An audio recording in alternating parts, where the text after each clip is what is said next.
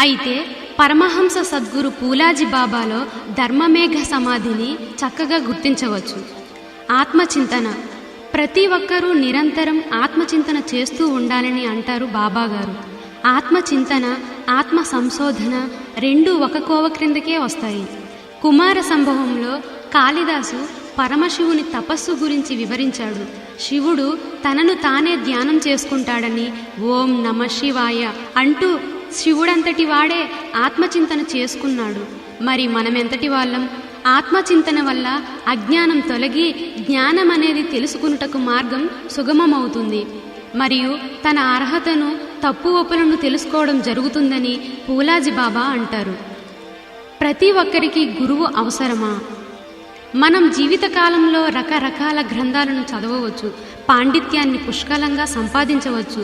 మేధా సంపత్తి అభివృద్ధి అవుతున్న కొలది ఆధ్యాత్మిక అభివృద్ధి జరుగుతుందనుటలో సత్యం కానరాదు. కేవలం గ్రంథ పఠనం ఆధ్యాత్మిక అభివృద్ధి పెంపొందించదు. చాలామంది ఆధ్యాత్మిక విషయాలను గురించి అనర్గళంగా మాట్లాడగలరు, కానీ వాటి ఆచరణలో పెట్టేవారు అరుదుగా కనిపిస్తారు. ఆధ్యాత్మిక అభివృద్ధికి ప్రేరణ అవసరం. ఒక ఆత్మ మరొక ఆత్మ నుండి మాత్రమే ప్రేరణ పొందుతుంది. అట్టి ప్రేరణ కలిగించువాడే గురువు. ఎవరి ఆత్మకు అట్టి ప్రేరణ అందుతుందో అటువంటి వాడే శిష్యుడని వివేకానందుడు తన గ్రంథంలో తెలిపినాడు. ప్రతి ఒక్కరూ దివ్య సంపన్నుడైన గురువును ఆశ్రయించవలసిందే. జ్ఞాన ప్రకాశంచే వెలుగొందు ఆత్మస్వరూపులు అప్పుడప్పుడు భూమి మీదకు వచ్చి తమ వంతు కర్తవ్యాన్ని నిర్వర్తిస్తారని మొదట వివరించినట్లు, అట్టి మహానుభావులు ముక్తులు అనగా మోక్షానికి అర్హులు. మోక్షానికి మార్గం సుగమం చేసుకున్నవారు. అట్టివారికి మోక్షం గురించి ఆసక్తి గాని చింత గాని ఉండదు.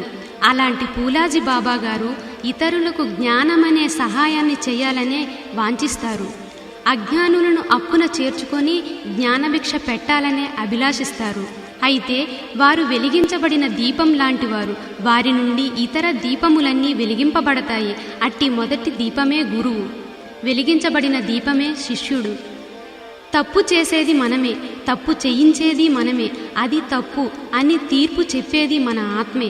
అలాంటప్పుడు తప్పు చేయడం ఎందుకు, తీర్పు ఇవ్వడం ఎందుకని బాబాగారు చమత్కరిస్తూ ఉంటారు. ఆత్మ చాలా పవిత్రమైనది. అట్టి ఆత్మను నివురుగప్పిన నిప్పులా, నిప్పు కణికపై బూడిద ఉన్నట్లు మనమే తయారు చేసుకుంటామని, అజ్ఞానమనే బూడిదను ఊదేస్తే జ్ఞానమనే నిప్పు కణిక ధగధగా మెరుస్తుందని బాబాగారు అంటారు. ఇతరులను విమర్శించకండి. ఎందుకంటే అన్ని సూత్రాలు, సిద్ధాంతాలు మంచివే.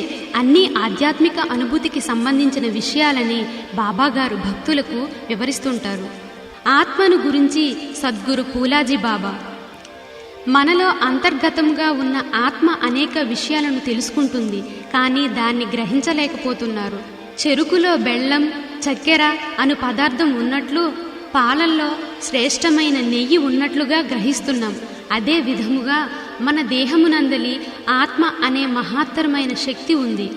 సద్గురు కృప కలిగినట్లయినచో ఆత్మ నిజ స్వరూపాన్ని తెలుసుకోవచ్చునని బాబా అంటారు. మనలోని ఆత్మ పరిశుద్ధమైతే పరమాత్మ తత్వాన్ని గ్రహించగలుగుతామని అన్నారు. మామిడి ఫలాలు పక్షులను ఆహ్వానించవు. పక్షులే ఫలాల కోసం అన్వేషించి వాటిని ఆరగిస్తాయి. అలాగే శిష్యుడు ఆధ్యాత్మిక రంగంలో పరిపక్వత చెందిన నాడు సద్గురువు, మహాత్ముడు శిష్యుని కోసం అన్వేషిస్తూ వస్తాడు. ముక్తి మార్గాన్ని వివరిస్తాడని బాబా పూలాజీ వివరించారు. శిష్యులకు గురువునకు గల సంబంధాన్ని పక్షులకు వృక్షాలకు గల సంబంధంతో ఇలా ఉదాహరించాడు. పక్షులు సదా వృక్షాలనే అంటిపెట్టుకొని ఉండవు. ఆహారం కోసం వివిధ ప్రాంతాలకు వెళ్ళి సాయంకాలం వృక్షాలను ఆశ్రయిస్తాయి. గురు శిష్య సంబంధం కూడా అదే రీతిలోనే అవసరమున్నంత మేరకు కొనసాగాలని ఉద్బోధించారు. విత్తనం చిన్నదైనా మర్రి వృక్షం మహాపెద్దది. ఆత్మ చిన్నదైనా దాని శక్తి అనంతమైనదని పూలాజీ బాబా వివరించారు. కానీ మాయామోహితుడై ఇంద్రియాలకు బానిసై ఆత్మశక్తిని గుర్తించలేకపోతున్నారని సద్గురు బాబా అన్నారు. ఇట్టి శక్తిని పెంపొందించుకోవడానికి ధ్యానం అవసరం. ధ్యానం లేనిచో శాంతి లేదు. శాంతి లేనిచో ఆనందం లభించదు. పాలను ఎంత చిలికినా నెయ్యి లభ్యం కాదు. వాటిని కాచి పెరుగుగా మార్చి చిలకగా వచ్చిన వెన్నతో నెయ్యి తయారైనట్లు సాధన చేస్తూ కొంత శ్రమిస్తేనే జ్ఞానశక్తి ఏకాగ్రత అలవడుతుందని సద్గురువు బోధిస్తారు. ప్రతి జీవిలో మానవునిలో ఈశ్వరుడున్నాడు, కానీ మానవుడే ఈశ్వరునియందు లేడని అంటూ మూడవ నేత్రం లేకపోవడమే అందుకు కారణమని బాబా వివరిస్తారు. అదే జ్ఞాననేత్రం. మానవునిలోనే దివ్యాంశ కలదని మహాకవి గురజాడ అప్పారావు తన కవితలో ఇలా అన్నాడు: కన్ను తెరిచిన కానబడడో మనిషి మాతృడియందు లేడో ఎరిగి కోరిన కరిగి ఇదో ముక్తి అంటూ ప్రబోధించాడు. జ్ఞాననేత్రం తెరిచి చూస్తే మానవుడియందే ఉన్నాడని ప్రబోధిస్తుంది. ఈశ్వరుని కోసం ఎక్కడెక్కడో తిరగవలసిన అవసరం లేదని బాబా వివరిస్తూ 25 సంవత్సరములు అన్వేషణతో తిరిగి నా కాలాన్ని వృధా పరుచుకున్నానని భక్త తుకారం, ఏకనాథ్ మహారాజ్ మొదలగు మహాత్ముల సందేశాలే నాకు ఆధారాలైనాయని వ్యాఖ్యానించారు. అవధూతలు మహాత్ముల ఆవిర్భావం. సృష్టి అనే రథానికి భగవంతుడే సారథి. ధర్మ రక్షణార్థమై వివిధ అవతారాలెత్తుచూ ధర్మాన్ని కాపాడిన విషయం విదితమే. త్రేతాయుగములో ధనువు చేబూని అధర్మాన్ని సంహరించగా ద్వాపరంలో నాటకీయ ప్రక్రియతో ధర్మాన్ని కాపాడారు. కలికాలంలో ధర్మ ప్రబోధనలే అవసరమని బాబా అన్నారు. అందుకే ధర్మ రక్షణార్థమై ఎందరో మహాత్ములు యోగులు అవతరించారు. శంకరాచార్యులు, రామానుజాచార్యులు, రాఘవేంద్ర స్వామి, వీర బ్రహ్మేంద్ర స్వామి, రామకృష్ణ పరమహంస మున్నగు పరమాత్ములు ఏ రక్తపాతం లేకుండానే ధర్మాన్ని నిలబెట్టారు. అట్టి వారిలో పరమహంస పూలాజీ బాబా ఒకరు. వీరు మహాత్ములు, అవధూతలు, మూఢజనులకు జ్ఞానభిక్ష పెట్టుటకై అవతరించిన శాంతి కాముకులు. శారీరకంగా హింసించి ధర్మాన్ని కాపాడటం ఈ యుగానికి తగదని ఆత్మ విమర్శన పద్ధతి వల్ల మనుషుల్లో మార్పు తీసుకురావడమే నా కర్తవ్యమని బాబా వివరించారు. వీరి బోధన వల్ల ఎందరో కుండలిని శక్తిని జాగృతిపరుచుకున్నారు, ఆత్మస్వరూపాన్ని తెలుసుకున్నారు. దురలవాట్లకు గురై సంసారంలో చిచ్చు రగుల్చుకున్న వారెందరో సన్మార్గంలోకి వచ్చారు. పరమహంస పూలాజీ బాబా సాధారణ మానవుడు కాదని వ్యక్తమవుతుంది. పరిపూర్ణత నిండిన నిత్య సిద్ధుడని, భూమిపై అవతరించిన ఈశ్వరుని దూతయని గుర్తించాలి. సమకాలికులకు మహాత్ముల నిజ తేజోబింబం కానరాదని పూర్వమొకప్పుడు ఒక కవి అన్నట్లుగా అట్టి మహావటవృక్ష ఛాయలను వదలి వృధా ప్రయాసలకు గురై విలువైన కాలాన్ని వ్యర్థపరుచుకున్నాం. జీవితంలో ఎంత ధనాన్ని సంపాదించాలని కాదు, ఎంత పరమార్థాన్ని పదిలపరుచుకున్నామో గుర్తించవలసిన అవసరం ఎంతైనా ఉంది. శ్రద్ధ, విశ్వాసాలే పరమార్థానికి సోపానాలు. శ్రద్ధ, విశ్వాసాలే పరమార్థ మార్గానికి సోపానాలని పరమహంస పూలాజీ బాబా ఉద్ఘాటించారు. ఈ రెండు సాధనాల ద్వారా సత్కారాలను ఆచరిస్తే ఎటువంటి అవరోధాలు తటాస్థించవని వారు ప్రవచిస్తూ ఉంటారు. సద్గురు బాబా కర్మల్లో 2 రకాలుంటాయని అన్నారు. ఒకటి సత్కర్మ, రెండోది దుష్కర్మ. ఉదయాన లేచింది మొదలు నిదురించే వరకు ఎన్నో దుష్కృతాలకు పాల్పడుతూ భక్తి పేరుతో అర్చనలు, భజనలు, తీర్థయాత్రలు చేయడం సత్కర్మ కాదు. పూజాధికాలు, తీర్థయాత్రలే ముక్తి మార్గాన్ని ప్రసాదించవని అన్నారు. జీవాదుల మనస్సు నొప్పిస్తూ స్వార్థమే కర్తవ్యంగా భావించేవారు ముక్తులు ఎప్పటికీ కాలేరు. పాపకృత్యాల వెంట పడేవారు రెండో మార్గంలో ప్రయాణిస్తారు. అదే అజ్ఞాన మార్గం. ప్రతి ఒక్కరూ ప్రకాశ మార్గాన్ని ఎంచుకోవాలని, సత్కర్మలు చేస్తూ భగవద్జ్ఞానం చేస్తూ ఉండాలని అంటారు. శ్రద్ధ, విశ్వాసాలతో కూడుకున్న కర్మల వల్ల తేజోవంతమైన మార్గంలో ప్రయాణించడం సుగమమవుతుందని, రెండోదైన అంధకార మార్గమును ఎంచుకోవద్దని బాబా తెలిపారు. శ్రీ శ్రీ శ్రీ పరమహంస సద్గురు పూలాజీ బాబా గారి అమృతోపదేశం. ధ్యానయోగంలో సఫలత ప్రాప్తి పొందడం కొరకు భక్తులకు ఇచ్చిన సందేశం. తామస భోజనం, మధ్య మాంసములను విడిచిపెట్టవలెను. సాత్విక ఆహారం తీసుకోండి. నిత్య జీవితంలో సత్యం, ధర్మం పాటించండి. మాయామర్మం కల్లా కపటమును వదిలిపెట్టండి. అందరితో ప్రేమపూర్వకంగా వ్యవహరించండి. నీలో ఆత్మజ్యోతి ఉన్నది, దానిని మేల్కొలుపు. తన అంతరాత్మను తెలుసుకున్న వారికి భగవంతుని సాక్షాత్కారం లభించును. ధ్యానయోగం ద్వారా ఆత్మదర్శనం కలుగును. నిరంతరం ప్రతిరోజు ధ్యానం చేయుటచే రోగం, పాపం, తాపం మరియు దుఃఖం నశించును మరియు జీవన్ముక్తి లభించును. ప్రతిదినం ప్రాతకాలంలో సమయం 4:30 నుండి 5:30 వరకు మరియు సాయంత్రం 7 నుండి రాత్రి 8 వరకు అరగంట నుండి 1 గంట వరకు రోజుకు 2 సార్లు ధ్యానం చేయాలి. నీ వంశం, కుటుంబం ఆచారం ప్రకారం స్నానం, సంధ్య చేయుట మంచిది. కానీ బాహ్యశుద్ధితో పాటు అంతర్శుద్ధి ముఖ్యమైనది. మానసిక పవిత్రత ముఖ్యమైనది. మనస్సు నిర్మలం, పవిత్రం కానంత వరకు నీవు బయటకు చూపు అనుష్ఠానం, పూజలు, వ్రతాలు, పుణ్యక్షేత్రాలు, గంగలో స్నానాలు ఎన్ని చేసినా, ఎంతకాలం చేసినా అన్నియూ వ్యర్థము. ధ్యానయోగం ద్వారా నీ ఆంతరిక శక్తి జాగృతమగును. ఆత్మజ్యోతి ప్రకాశించి నీకు పరమాత్మ ప్రాప్తి కలుగును. దీని కొరకు గురుకృప అవసరం. ఎవరికి గురుకృప కలుగునో వారికే సాధ్యం. ఎవరు సద్గురువును శ్రద్ధతో, భక్తితో స్మరణ చేస్తారో వారికి సద్గురు కృప కలుగుతుంది మరియు సుఖశాంతులు కలుగును. సద్గురు పూలాజీ బాబాకు భగవంతుడు అపారమైన శక్తినిచ్చాడు. ఎట్లయితే ఆకాశవాణికి ఢిల్లీ కేంద్రమో అట్లే నేను ఉన్నాను. మీ రేడియోలో ఢిల్లీ కేంద్రం కలుపుటతో ఢిల్లీ కేంద్ర ప్రసారం వినగలుగుతారు. అట్లే మీ హృదయం అను ట్రాన్స్మీటర్ కలుపుటచే మీకు శక్తి, పవర్ ప్రసారమగును.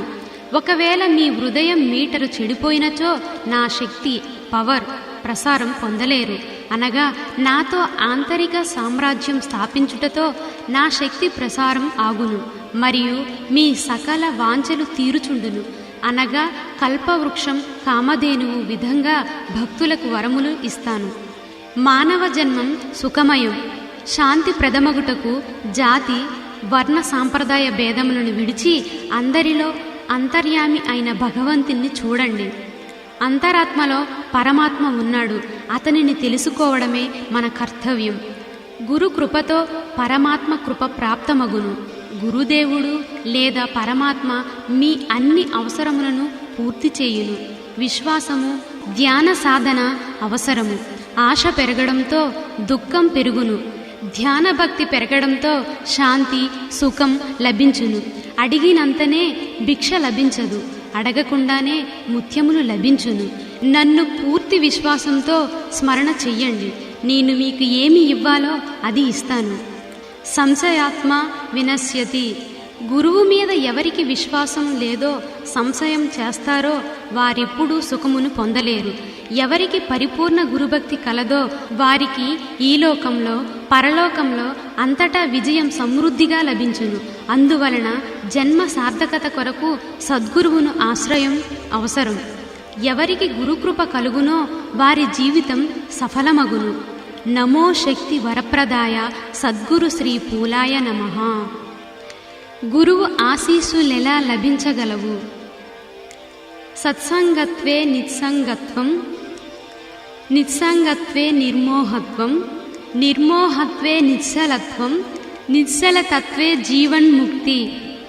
ఉత్తముడైన మానవుడు సత్సాంగత్యం వలన తన జాడను తాను గ్రహించిననే గాని గురువు అనగానెవరు? అతనేమి ప్రబోధమొనార్చగలడు? ఏమని ఉపదేశించగలడు? ఏమి చెయ్యమని ఆదేశించగలడు? ఎట్లు దరిచేర్చగలడన్న విషయం అర్థం కాగలదు. పల్లె ప్రాంతం కొండ కోనలలో వెలసిన పాట్నాపుర సిద్ధేశ్వర సంస్థానమున వెలసి శ్రీ శ్రీ శ్రీ సద్గురు పరమహంస పూలాజీ బాబా గారు తనను దర్శించవచ్చిన భక్తజనులను చరితార్థులుగా చేయుచున్నాడని ఆధ్యాత్మిక అరుణోదయం అను గ్రంథమున పరివ్రాజక శ్రీ పూలాజీ బాబా గారు స్థితుడై ఉండి ఎందరికో తమ తమ పాప మరియు తాప నివారణముకై మార్గములను ఉపదేశించుచున్నాడని తెలియచున్నది. దీని శ్రవణ పారాయణం వల్ల సర్వారిష్టములు దూరమై ఎవరే రీతిన నిశ్చల చిత్తులై ఉన్న గురువును జ్ఞానాన్ని ప్రసాదించు వారిని వేడిన వారి వారి కోరికలు తీర్చగలవాడుగా ఉన్నాడని నిరూపణలెన్నో భక్తుల యథార్థ గాథలు మనకు వివరిస్తున్నాయి. ప్రాంతీయులేగాక బహుదూర ప్రాంతీయులు బాబా మహిమలకు ముగ్ధులై కట్లూడిన లేగదూడ పాలకై తల్లి దిశకు పరిగెత్తిన విధముగా పాట్నాపుర సంస్థానంనకు పరుగిడుచు వచ్చుచున్నారనుట నిజం. శ్రీ శ్రీ శ్రీ పూలాజీ బాబా గారి దివ్య మహత్యమును విని వినిపించిన దర్శించిన వారెంతైనా పుణ్యచరితులు కాగలరు. శ్రద్ధ, భక్తి, విశ్వాసంతో త్రికరణ శుద్ధిగా ఆరాధించు వారికి కొంగు బంగారమై వారి వారి కోరికలను తీర్చి వారి కష్టములు దూరమగుచున్నవని భక్తజనుల అభిప్రాయముల ద్వారా తెలియచున్నవి. సంతు మహాత్ముని బోధనలను మనసారా జీర్ణించుకున్న వారికి కష్టములు దరిచేరవుగాక రావు. సంసారమనే జంబాల పటలమనే బురదగుంటలో చిక్కిన ప్రతి సామాన్యుడు తనకు మనశ్శాంతి లభించవలననే కోరుకొనుచు సత్సంగములుగా ఏర్పడి భజనలు, పురాణ కాలక్షేపములచే కొంత శాంతిని పొందితమని తలపోయుచున్నారు. తీర్థములను, క్షేత్రములను దర్శించి జన్మ చరితార్థమైందని దలుచుచున్నారు. మరికొందరు జపతపాదుల మూలమున ముక్తిని చేరుకోవచ్చునని భావిస్తున్నారు. ఇవన్నీ మోక్షానికి అనగా ముక్తికి మార్గములే. కానీ ఏ కర్మ ఏ రీతి చెయ్యవలెనో తెలుసుకునుటకు గురువు కటాక్షం కావలెను. గురుబిన కైసే గుణగానే గురు సమానేతో గుణ కహీగానే. గురువుపదేశం ద్వారానే మానవుడు సంస్కారవంతుడవుతాడు. కల్పతరువై కామధేనువై కనిపించే దైవ ప్రతినిధిగా నిరాడంబరుడై నిశ్చలుడై నిర్మోహి అయి నిరాశపరుడై నిష్ఠాగరిష్ఠుడై నిలిచియున్న శ్రీ పూలాజీ బాబాను దర్శించుట వల్ల ఆదర్శప్రాయుడు ధర్మవర్తనులు కాగలుగుచున్నారు. గురువును ఆశ్రయించిన వ్యక్తి పుణ్యాత్ముడని, అతని వల్ల ఒక దీపం 1,00,000 దీపాలు వెలిగించగలవారే సద్గురువులు. నేటి సమాజంలో ధర్మం మరియు జ్ఞానం ప్రబోధించుటకు మహాత్మ శ్రీ పూలాజీ బాబా గారు భగవంతుని అంశంతో అవతరించారు. ఇంతటి గొప్ప దివ్యత్వం గల సంతు మహాత్ముని ప్రత్యక్ష దర్శనం చేసుకుని సద్గురువు శ్రీ పూలాజీ బాబా గారు చూపిన ధ్యాన మార్గమును అనుసరించి ప్రతి ఒక్కరూ ఆత్మోద్ధరణ చేసుకోవాలి. కావున భక్తజనులందరూ శ్రీ పూలాజీ బాబా గారిని దర్శించి సౌభాగ్యంను పొందగలరని ఆపేక్షిస్తున్నాము. ఓం సద్గురు శ్రీ పూలాజీ బాబాయ నమః. శ్రీ శ్రీ శ్రీ పరమహంస సద్గురు పూలాజీ బాబా గారి ఆధ్యాత్మిక అరుణోదయ విశ్వదర్శనం. నేను మరణించవచ్చు, నా ధ్యానం మరణించవచ్చు, కానీ నా జ్ఞానం ఎన్నటికీ మరణించదు. శ్రీ శ్రీ శ్రీ పరమహంస సద్గురు పూలాజీ బాబా. ఆధ్యాత్మిక అమృతధార. ఆది అనాది కాలము నుండి మానవుడు అజ్ఞానాంధకారమునే చక్రములో గిరగిరా తిరుగుతున్నాడు. అజ్ఞానం నివృత్తి కానంత వరకు, ఆత్మజ్ఞానం పొందనంత వరకు మనిషికి ఆత్మశాంతి లభించదు. ఈశ్వరుడు తన సృష్టి రచనలో బ్రహ్మాండం యొక్క ప్రతిరూపంగా లేక నమూనాగా మనిషి శరీరాన్ని నిర్మించడమే కాకుండా బ్రహ్మ జ్ఞానాన్ని ఈ దేహంలో ప్రవేశపెట్టాడు. సద్గురు కృప ద్వారా ఎప్పుడైతే శక్తి సంక్రమణ జరిగి అతి రహస్యమైన కుండలిని శక్తి జీవుడు జాగృతమవుతుందో అప్పుడు సాధకుడిలోని అజ్ఞానం తొలగిపోయి పరమార్థం వైపు పయనించు మార్గాన్ని సుగమం చేస్తుంది. శివ సంహితం. శివ సంహితం గ్రంథంలో ఈ విధంగా వర్ణించబడింది. వేద, పురాణ ఇత్యాది శాస్త్రాల్లో తీర్థయాత్రల మహత్యానికి ఎంతో ప్రాముఖ్యాన్నిస్తూ, తీర్థయాత్రలు చేసినంత మాత్రాన పాపాల నుండి ముక్తి పొందుతామని, వారి వారి అభిష్టాలు సిద్ధిస్తాయని, ధర్మ, అర్థ, కామ, మోక్షాలు ప్రాప్తిస్తాయని, తీర్థస్థానాలలోనే పరమేశ్వరుడు విరాజమానమై ఉంటాడని ఎంతో గొప్పగా వర్ణించబడింది. అందుకనే ఈ గ్రంథాలు పురాణాలలో జ్ఞానాన్ని నిజమని నమ్మి సర్వతీర్థాలు లోకాంతరాలలోనే ఉన్నాయన్న భ్రమలోనే కట్టుబడి ఉన్నారు. కానీ బ్రహ్మాండంలోని సర్వతీర్థ స్థానాలు ఈ దేహంలోనే ఉన్నాయన్న సత్యాన్ని గ్రహించలేకపోతున్నారు. శక్తిపాతయోగ రహస్యం. శక్తిపాతయోగ రహస్యం అను మరాఠీ గ్రంథంలో 3వ అధ్యాయంలోని 40వ పేజీలో పిండ బ్రహ్మాండం గురించి వర్ణించబడింది. సర్వ తీర్థాలు ఈ దేహంలోనే నిండి ఉన్నాయని, ఈ శరీరమందు 7 దీపాలు, సుమేరు పర్వతం, నది సమూహాలు, సముద్రాలు, పర్వతాలు, క్షేత్రాలు, క్షేత్ర పాలకులు, ఋషులు, మునులు, గ్రహ ఉపగ్రహాలు, నక్షత్ర సమూహాలు, సర్వ పవిత్ర తీర్థాలు మొదలగునవి సంపూర్ణంగా నిండి ఉన్నాయి. సృష్టి యొక్క శృతిలయలకు తోడ్పడు సూర్యచంద్రులు కూడా ఈ శరీరమందే భ్రమిస్తుంటాయి. ఆకాశం, వాయువు, అగ్ని, జలం మరియు పృథ్వీ, త్రిభువనమందలి చరాచర జీవరాశులు శరీరంలోని సుమేరు పర్వతాన్ని ఆశ్రయించి వాటి వాటి వ్యవహారాన్ని నడిపిస్తుంటాయి. బ్రహ్మాండమందలి సమస్త జీవరాశి వస్తు సముదాయమంతా పిండ రూపమైన ఈ దేహంలో ఉన్నట్టు అనుభవం పొందిన సాధకుడు నిస్సందేహంగా నిజమైన జ్ఞాని. అటువంటి సాధకుడే యోగి అనబడును. ఈ శరీరంలో గంగా, యమున, సరస్వతి మొదలగు నదులు 72,000 నాడుల రూపంలో ప్రవహిస్తుంటాయి. సాధకుడు ఇడ రూపమైన గంగా, పింగళ రూపమనే యమున మరియు సుషుమ్న రూపంలో సరస్వతి, ఈ 3 నదుల సంగమంలో మనసుతో స్నానమాచరించినట్లయితే మోక్షప్రాప్తి లభిస్తుంది. భృకుటినే త్రివేణి సంగమం అన్నారు. అక్కడ ఆత్మజ్ఞానమనే స్నానం ఆచరించినట్లయితే సర్వ పాపాలు నష్టమవుతాయి. సంత్ మహాత్ములు భృకుటిలోనే ఆత్మయాత్ర చేశారు. ఇట్టి సంగమమునే శివ తీర్థమని అన్నారు. యోగ శిఖోపనిషత్ అను గ్రంథములో సుషుమ్న నాడినే మహాతీర్థమని వర్ణించబడింది. గురు కృప ద్వారా ఎప్పుడైతే కుండలిని శక్తి జాగృతమవుతుందో అప్పుడే సాధకుని మానసిక స్నానం జరిగి సప్తగుణయుక్తమైన సర్వసిద్ధులు సంప్రాప్తించి జీవుడు ముక్తిని పొందగలుగుతాడు. అంతేకాని తీర్థయాత్రలకు వెళ్ళి గంగా, గోదావరులలో స్నానమాచరించినంత మాత్రాన మన పాపాలు తొలగిపోవు. శరీరంపై చేరిన మురికి పోతుంది, కానీ అంతరంగములో కలుషితమైన రాగ, ద్వేష, కపటం, అహంకారం, గర్వం, అభిమానమనే త్రుప్పును ఎలా తొలగించగలుగుతారు? ఏ గంగా, యమున నదులలో కడుగుతారు? ఇప్పటికైనా కళ్ళు తెరవండి, సావధానం కండి. పైన చెప్పిన షడ్వికారాలు నష్టమవడానికి ఒకటే మార్గం, అదే జ్ఞాన మార్గం. ధ్యానం ద్వారానే షడ్వికారాలు దూరం చేసుకోవచ్చు, శుద్ధపడవచ్చు.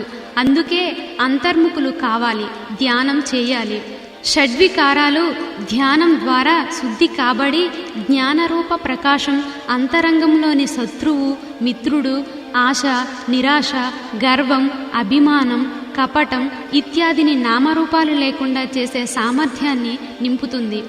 ఈ శరీరం పవిత్రమైనది, శ్రేష్టమైనది, శుద్ధమైనది అయినా ఈ నాశవంతమైన శరీరంలో దివ్య అమృతాన్ని శోధించి సాధించి మహాత్ములు కృతార్థులయ్యారు. కానీ ఈనాటి వరకు ఆత్మజ్ఞానాన్ని విడమరిచి చెప్పే సద్గురు మార్గదర్శకం లభించకపోవడం వల్ల స్వస్వరూపం గురించి తెలియకుండా పోయింది.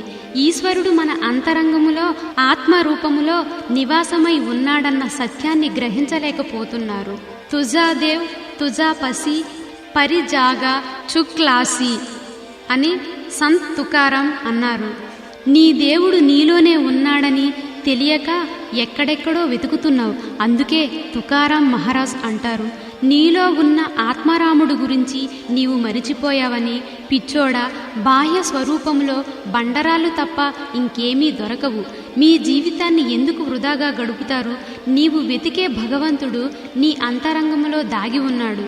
ఈ దేవుడు గురించి తెలియడానికి సద్గురువును ఆశ్రయించినట్లయితే గురువు కృప ద్వారా దేవుడు గురించి ఆత్మ అర్థమవుతుంది. కాయాహి పండరి ఆత్మహ విఠల. దేహమే పండరీపురం, నీలోని ఆత్మే విఠలుడని తుకారాం మహారాజ్ వివరించారు. దేవుడిని వెతకడానికి కొండలు, కోనలు, అడవులకు వెళ్ళవలసిన అవసరం లేదు. ధ్యాన మార్గం ద్వారా ఆత్మరాముడిని మనలోనే వెతకవచ్చు. నీటి నుండి ఉప్పు తయారు కాబడి తిరిగి ఆ నీటిలోనే కరిగిపోయినట్లుగా మనం కూడా శూన్య ఆకారం నుండి వచ్చి ఆకారాన్ని పొంది మళ్ళీ నిరాకారంలో అనగా శూన్యంలోనే కలిసిపోతాం. భృకుటిలోని మహాద్వారంలో చిత్తాన్ని ధ్యానం ద్వారా స్థిరం చేసినట్లయితే ఆత్మదర్శనం పొందవచ్చు. అందుకే మహాత్ములు ఈ దేహరూప మందిరములోనే ఆత్మయాత్ర చేశారు. సమాధి సుఖాన్ని అనుభవం ద్వారా పొందగలిగారు. జగత్ కళ్యాణం కోరి సంత్ మహాత్ములు స్వానుభావాన్ని, దివ్య ఆత్మజ్ఞానాన్ని మానవ హితం కొరకు సత్యబోధ చేయువారే సత్పురుషులు. ఈ దేహంలో ఆత్మశక్తి ఉండటం వల్లనే మనిషి ఏదైనా సాధించగలడు. కానీ సత్సంగం, వివేకం, జ్ఞానం, అజ్ఞానం వీటి గురించి తెలియకపోవడం వల్ల సంసార భావసాగరమే తన సర్వస్వమని, షడ్వికారాలను దూరం చేసే శక్తి సామర్థ్యాలను ఉపయోగించుకోకపోవడం వల్ల మనిషి భోగాలలో, మోహాలలోనే మునిగిపోతున్నాడు. సద్గురు కృప ద్వారా ఆత్మపై పేరుకుపోయిన షడ్వికారాలను, తుప్పును తప్పించినట్లయితే మనకు మనమే శత్రువులమని, మనకు మనమే మిత్రువులమని, సజ్జనులము మనమే, దుర్జనులము మనమే, గర్వం, అభిమానం, అహంకారం అన్నీ మనమే అన్న రహస్యం ఆత్మ ద్వారా మనకు అర్థమవుతుంది. ఈ దేహమునే ఒక పరివారం అనుకుంటే ఆత్మ దొంగ, కోరికలే పత్ని, గర్వం, అభిమానం, కపటం ఈ ముగ్గురు మగ సంతానముగా, ఆశ, వాసన, కల్పన ఈ ముగ్గురిని ఆడ సంతానం అనుకోవచ్చు. పై విషయం గురించి ఆలోచించినట్లయితే మంచి, చెడు, పాపం, పుణ్యం, సత్యం, అసత్యాలను ఎంచుకొని ముందుకు అడుగు వేయాలి. పంచతత్వాలలో నిరాకార రూపంలో భగవంతుడు ఉన్నాడు. పంచతత్వాలతో ఏర్పడిన ఈ దేహంలో శక్తి రూపంలో ఉన్నాడు. సగుణ రూపమైన దేహంలో నిర్గుణ రూపములో నివాసమై ఉన్నాడు. దయ, క్షమ, శాంతి, రాగం, ద్వేషం, కపటం ఇవన్నీ ఈ దేహంలో ఉన్నాయి, కానీ తీసి చూపించరాదు. అలాగే ఈశ్వరుడు కూడా ఈ దేహంలో చూపించ వీలు కాకుండా ఉన్నాడు. కోటి సూర్యుల ప్రకాశం ఈ దేహంలో ఉంది. దానిని జ్ఞాన దృష్టి ద్వారా చూడవచ్చు. చక్కటి నిదురనిచ్చాడు, కానీ ఎలా వస్తుందో చూయించలేము కదా. సాధారణమైన మనిషి ఒక మహనీయుడిగా మారడానికి కారణం ఆత్మశక్తి జాగృతి కావడం, ఆత్మదృష్టి జాగృతి కావడమే. ఆధ్యాత్మిక దృష్టితో ఆలోచిస్తే కనుక శ్రీకృష్ణుడు నిరాకార రూపంలో స్త్రీ కాదు, పురుషుడు కాదు. అతడి లగ్నమే కానప్పుడు బ్రహ్మచారియే కదా. అష్ట భార్యలనగా అష్టసిద్ధులని అర్థం. నారీ సుఖమనగా శ్రీకృష్ణుడు 72,000 నాడుల ద్వారా సమాధి స్థితిలో స్వస్వరూపంలో ధ్యానమగ్నుడై ఆత్మస్వరూపంలో లీనమై రోమ రోమం పులకించి సమాధి సుఖాన్ని పొందాడు. అనగా నాడుల ద్వారా సుఖాన్ని పొందాడు, నారీ సుఖం కాదు. ఈ దేహంలోని ఆత్మజ్యోతినే శ్రీకృష్ణుడు అనవచ్చు. ధ్యానం ద్వారా అంతరంగములో ఆత్మశక్తి వికసించబడుతుంది. పురాణాలలో బ్రహ్మ, విష్ణు, మహేశ్వరుల గురించి బ్రహ్మ సృష్టికర్తయని, విష్ణు రక్షిస్తాడని, శంకరుడు సంహరిస్తాడని చెప్పబడి ఉంది. ఈ ముగ్గురు దేవుళ్ళు విగ్రహాల రూపంలో మందిరాలలో స్థాపించబడ్డారు. మరి చైతన్య రూపంలో జరిగే కార్యాన్ని అనగా సృష్టి ఉత్పత్తి కానీ, సృష్టి రక్షణ, అలాగే సృష్టి సంహారం చేసే కార్యాన్ని ఎవరు నిర్వర్తిస్తున్నారు? ఇక సజీవ మానవులు ప్రమాణంలో ఆలోచిస్తే సత్యం, సత్యాచారణ పాటించేవారు. అనగా విష్ణుమయ కార్యం, అహంకార, అభిమానంతో నడుచుకునే ప్రవృత్తి కలవారు శంకర కార్యంగా, మాయామోహం ఉత్పత్తి, వీర్యం చేసే కార్యం అనగా బ్రహ్మ. రజ, తమ, సత్య గుణాలు, ఈ 3 గుణాలు ప్రతి వ్యక్తిలో ఉంటాయి. రజ, తమ, సత్య గుణాలనే బ్రహ్మ, విష్ణు, మహేశ్వరులు అనవచ్చు. లక్ష్మి, సరస్వతి, పార్వతి అనగా దయ, క్షమ, శాంతి ఇవి 3 ప్రతి ఒక్కరిలో ఉంటాయి. అందుకనే అందరూ సత్కర్మలు చేస్తూ సన్మార్గంలో నడిచినట్లయితే అతడు నిజంగా నారాయణుడు కావచ్చు. నరుడనగా దేహం అని అర్థం, నారాయణుడనగా ఆత్మ. భూత దయ అనగా ప్రాణులపై దయ చూపడం. ఇదే ధర్మం, ధర్మమే సత్యం, సత్యమే ఈశ్వర భక్తి. నవ ఇంద్రియాలను ఏకం చేయడమే నవవిధ భక్తి. నవ ఇంద్రియాలను మన వశం చేసుకొని వాటిని ఆడిస్తూ ఆధీనంలో ఉంచుకొని వాటికి లొంగిపోకుండా ఉపయోగించువారే సిద్ధపురుషులు. ఇంద్రియాలకు లొంగిపోతే మనకు పరమార్థ జ్ఞానం ప్రాప్తించదు. మనలో అంతర్గతంగా ఉన్న ఆత్మ అనేక విషయాలను తెలుసుకుంటుంది, కానీ మనం ఆత్మను గ్రహించలేకపోతున్నాము. చెరుకులో చక్కెర, బెల్లం అను పదార్థం ఉన్నట్లుగా, పాలలో శ్రేష్టమైన నెయ్యి ఉన్నట్లుగా మన దేహంలో ఆత్మ అనే మహత్తర శక్తి ఉంది. ఆత్మ సూక్ష్మమైనది, దాని శక్తి అనంతమైనది, అద్భుతమైనది. కానీ మాయా మోహితుడై ఇంద్రియాలకు బానిసై ఆత్మశక్తిని గుర్తించలేకపోతున్నారు. ఇట్టి ఆత్మశక్తిని పెంపొందించుకోవడానికి ధ్యాన సాధన అవసరం.